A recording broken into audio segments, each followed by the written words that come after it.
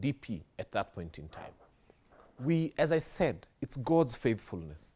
I am now looking back retrospectively, and I'm happy that we never got Mbeere at that point in time, because William Ruto would stand a chance now in Mbeere.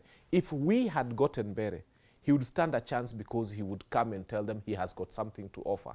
Now the people of Mbeere have tasted everything William Ruto can offer, and they've also tasted how he can betray them and take away from them what is given them. There is nothing that William Ruto can tell the people of Mbeere that they would listen. And by Mbeere, I mean the whole of Mount Kenya East. So I am glad that it went that way.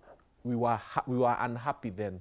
We are happy now, because now the mountain is one indivisible, strong unit, a block of votes that cannot be taken away. But also, what about the candidates who are still, or other people who are hoping to regain their seats, who are still within UDA? Some of them have been called fence sitters, some very senior politicians from the Mount Kenya region. I'd like to say this. For those people who are in UDA, opportunity favors the bold. You have to have and show us your spine. We've told these people, we're an ambivalent leader. You know, you're not hot, you're not cold, you're not anything. You will go. Oh, the floods will carry you. The people of the mountain and the people of Kenya generally are saying, we want to know where you stand. First, are you one term or two term?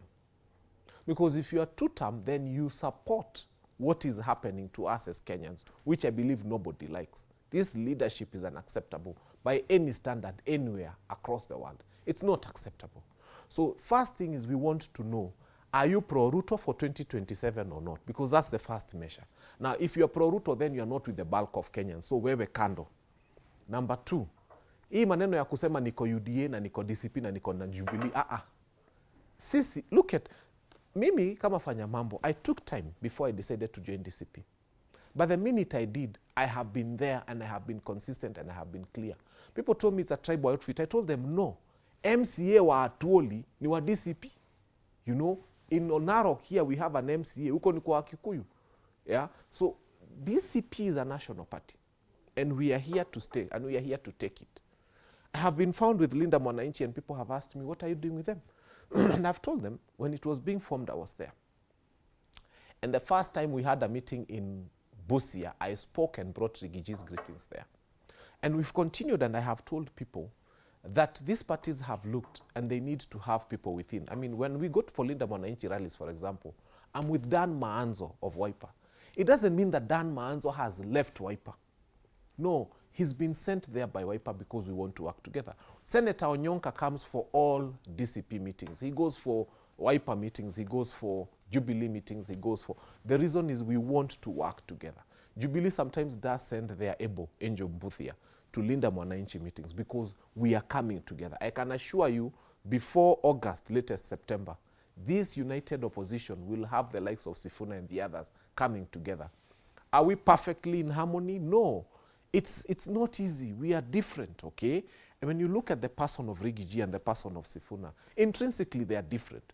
They are different in the way they carry themselves, but we will find a way to make them work together. Matiang'i and somebody like any other person, like Justin Muturi, they are cut from a different fiber. But for the sake of the fight that is ahead of us, which is making William Ruto a one-term president, there has to be harmony. But also one last thing about what he said. My good friend here comes and says that William Ruto needs to sit with a pen and think about, do I want to be re-elected? What do I need to do? Who told you it's about William Ruto? First, he needs to ask himself, do Kenyans want me? Do Kenyans have trust in me? Do Kenyans think I deserve a second term? This country is ours. Na sisi kama wa Kenya anasikiza na amefanya opinion poll mpaka za NIS. When you hear that 80% of the country doesn't want you, why are you making a strategy about how to lead them again? I wish William Ruto became magnanimous enough to say, it's not about me as William Ruto anymore. What do Kenyans want?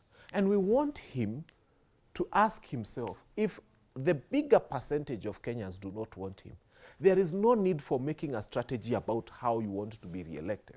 This is where you come and tell Kenyans, thank you. I was your DP for 10 years, thank you. I have been president for one term, thank you.